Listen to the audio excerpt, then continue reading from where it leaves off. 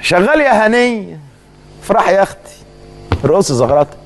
شوري قوي البت توك توك، وشوريها اجهزه كمبيوتر، وغسالتين فول اوتوماتيك وغساله عاديه. طب الغساله العاديه وغسالتين فول اوتوماتيك ليه؟ ده لغايه النهارده الكلام ده في ظل الغلو والاسعار اللي مولعه نهار دي. لا ولا الصباحيه يا اخوي. الناس كانت الاول عندنا بتدعي بعضها للكحك وبتاع، ويقعدوا ويخبزوا ويعملوا.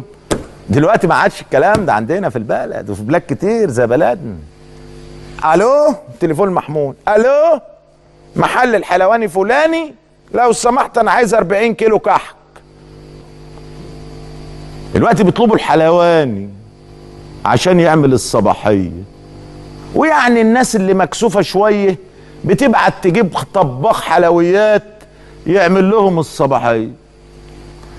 والستات بتعمل ايه؟ ما اعرفش، اقسم بالله ما اعرف. قاعدين للكلام واللكلكه والنت والبتاع ومش عارف ايه، والفرجه على التلفزيونات والمسلسلات، وانتهت الدنيا.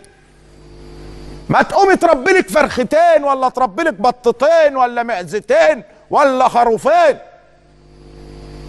ده اسمه الانتاج.